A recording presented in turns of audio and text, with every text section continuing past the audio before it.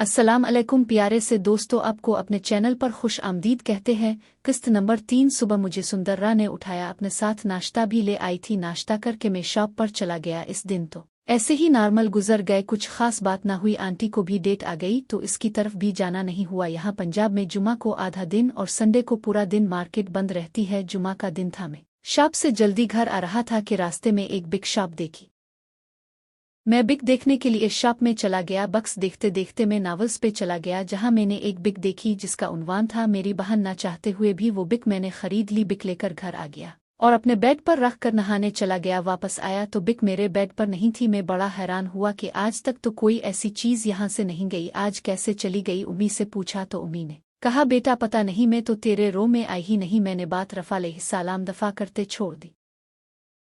Sunday वाले दिन ने सो रहा था, जब मेरी आँख खिली तो देखा बिग साइड टेबल पर रखी हुई है। दिल में सोचा कहीं यहाँ भूत तो नहीं। जो चीज गई भी और खुद ब खुद वापस भी आ गई। मैंने उठकर नाश्ता किया। नाश्ते से फ्री होकर अपने रूम में आ गया। बेड पर लेटकर नावल उठाकर पढ़ा तो मेरे कान खड़े हो गए। मुझे नहीं पता था ये कोई गंदा नाजिल होगा। नावल में एक बहन और भाई की वो वाली कहानी थी जिसे देखकर मेरी आंखें फटी की फटी रह गई कि मैं क्या उठा लाया। 8-10 वर्क पढ़े, जब बंद करके छुपा के रख दी, मगर उसकी लिखाई मेरे ज़हन में घूम रही थी। फिर मुझे याद आया कि कैसे मैं सदरा को इस रात छप छप कर देख रहा था और अपना हाथ चला रहा था अपने ख्याल को झटकने के लिए। फिर उनसे बाहर आ गया जहां अबू कहीं जाने के लिए तैयार हो रहे थे। पूछा तो बताया चचा के घर जा रहा हूं। उम्मी बाहर बेटी सब्जी काट रही थी। सदरा कहीं दिखाई नहीं दी। जब उम्मी से पूछा, उम्मी ने बोला ऊपर जा, इसको बिलाकर लाओ। तो मैं उठकर ऊपर चला गया। बाजी के रूम का दरवाज़ा खुला था तो मैं अंदर चला गया। बाजी अंदर नहीं थी, शायद वो नहा रही थी। उसका मोबाइल बेड पर पड़ा था।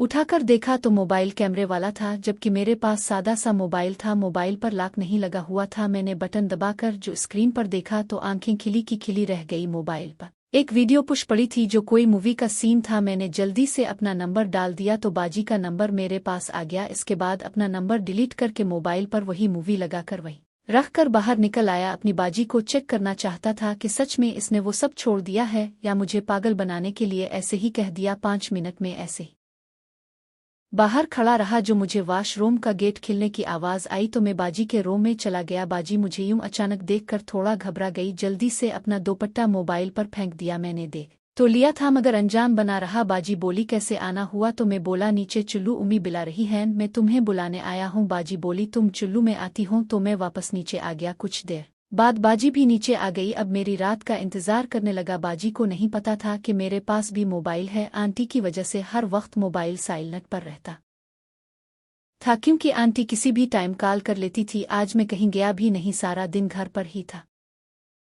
हल्की फुल्की हंसी मजाक होती रही। घर का खाना खाने के बाद मैं जल्दी अपने रूम में आ गया। रूम में आते ही बाजी के नंबर पर का मैसेज किया और रिप्लाई का वेट करने लगा। काफी देर हो गई मगर बाजी का कोई जवाब नहीं आया तो मैंने एक और मैसेज कर दिया। अपना फर्जी नाम लिखकर दोस्ती की ऑफर कर दी। नाम मैंने रेहान बताया और मोबाइल पर दोबारा जवाब आने का वेट करने लगा, मगर बाजी की तरफ से कोई रिप्लाई ना मिला तो मैंने मोबाइल रख दिया और खुद लेट गया। ऐसे ही पूरा हफ्ता गुजर गया। मैं रोज 2-4 मैसेज करता मगर कोई रिप्लाई नहीं आता। कॉल मैं नहीं कर सकता था क्योंकि मुझे डर था कि कहीं बाजी मेरी आवाज़ न पहचान ले। हफ्ता गुजर जाने के बाद मैंने मैसेज करना छोड़ दिया। सोचा बाजी सदर गई थी, इसने वो सब छोड़ दिया है। नंबर अपने पास सेव रखा मगर उसके बाद कोई मैसेज नहीं किया। इस बात को गुजरे 5 दिन हो गए। एक रात मेरे नंबर पर मैसेज आया। इस वक्त मैं आंटी से बात कर रहा था। जब बात करके फ्री हुआ तो मैसेज देखा तो मेरे होंठों पर मुस्कुराहट आ गई। मैसेज सिदरा बाजी का था।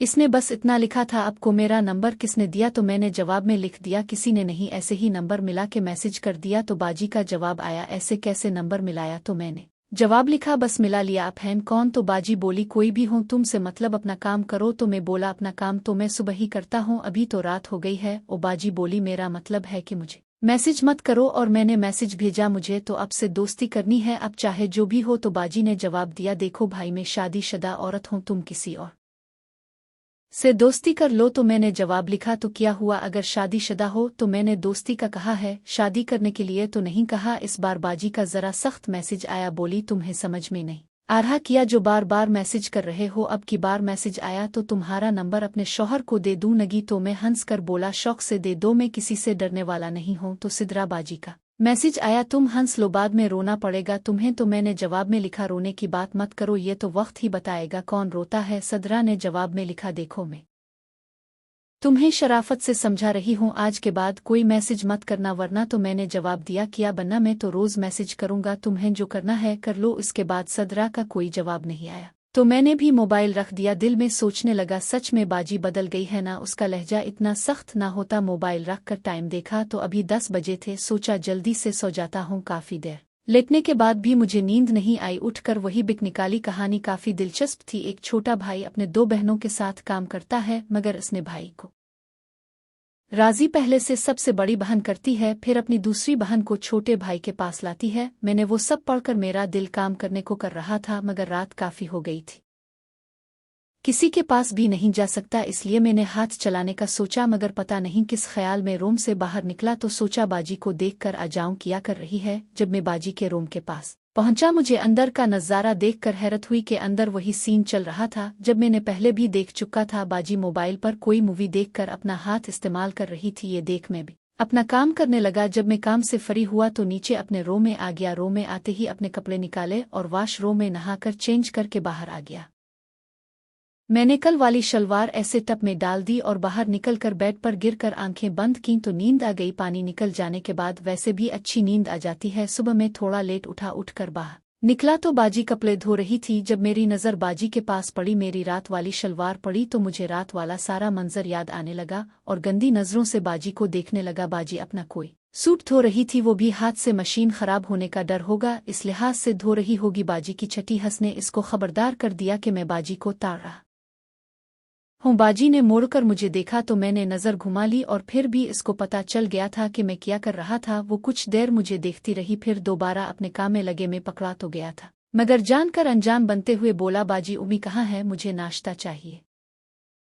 बाजी इसी तरह कपड़े धोते हुए बोली, उम्मी खाला के घर गई हुई है, मेरी खाला 3 गलियां छोड़ कर रहती हैं, उम्मी अक्सर वहां आती जाती रहती है। तो मैं सिद्रा से बोला, तो मुझे नाश्ता कौन देगा? तो बाजी बोली, तुम अपना काम कर लो तो बता देना, मैं नाश्ता बना दूंगी। मैं अपना कौन सा काम कर लूं? बाजी की बात का जवाब देते हुए बोला तो बाजी ने गर्दन घुमाकर फिर से मुझे देखा, मेरी आंखों में आंखें डालकर बोली, जो अभी कुछ देर पहले कर रहे थे। मतलब बाजी ने मुझे देख लिया उनको झूरते हुए। मैं अपनी घबराहट छुपाता हुआ बोला, क्या हो गया है बाजी, में कौन सा काम कर रहा था? तुम उठो, मेरे लिए नाश्ता बना दो, मैंने फिर शॉप पर भी जाना है। तो बाजी साफ पानी में अपने हाथ धोती हुई बोली, कोई नहीं तो जाना, एले में नाश्ता तैयार करके ले आती हूँ। फिर मैं वहां से रूम में चला गया, नहाकर बाहर आकर बैठ गया। अपनी की गई गलती पे सोचने लगा कि बाजी क्या सोच रही होंगी। अब मुझे भी शर्मिंदगी हो रही थी कि मैं ये कर किया रहा था। रात जो कुछ देखा था वो बाजी को नहीं पता था, मगर सुबह तो बाजी ने मुझे पकड़ ही लिया और पकड़ा गया। 15 मिनट बाद बाजी आई और बोली, लगता है भाई अब बड़ा हो गया है, उम्मी से बात करनी पड़ेगी, और हंसने लग गई। तो मैं फिर से शर्मिंदा होता हुआ नीचे देखने लगा। कहानी ने काफी बुरा असर डाल दिया था मुझ पर। मैं अपनी ही बहन को देख रहा था। बाजी तो हंसती हुई रूम से चली गई और मैं बैठा खुद को लानत कर रहा था कि मैं क्या कर रहा हूँ। उसके बाद आधा नाश्ता किया और तैयार होकर घर से निकल गया। शॉप पर पहुंचकर शॉप खोली।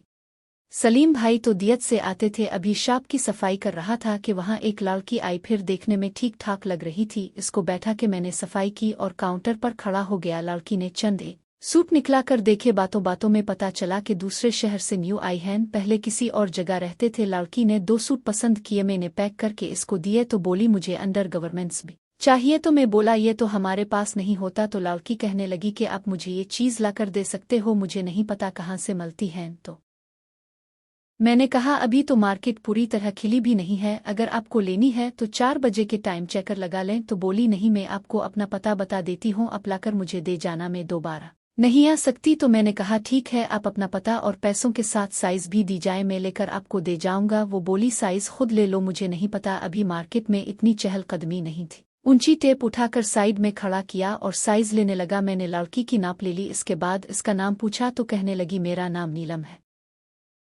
और मैं नूर बस्ती में रहती हूँ, जो मार्केट से चंद कदम दूर थी। मजीद पूछने पर पता चला घर में छोटा भाई अबू उमी है। अबू उमी जॉब करते हैं, भाई पढ़ता है, घर में ये अकेली होती है 2 बजे तक। इसके बाद बोली, तुम कल सुबह में आकर दे जाना सूट, और बाकी के सामान के पैसे देकर चली गई।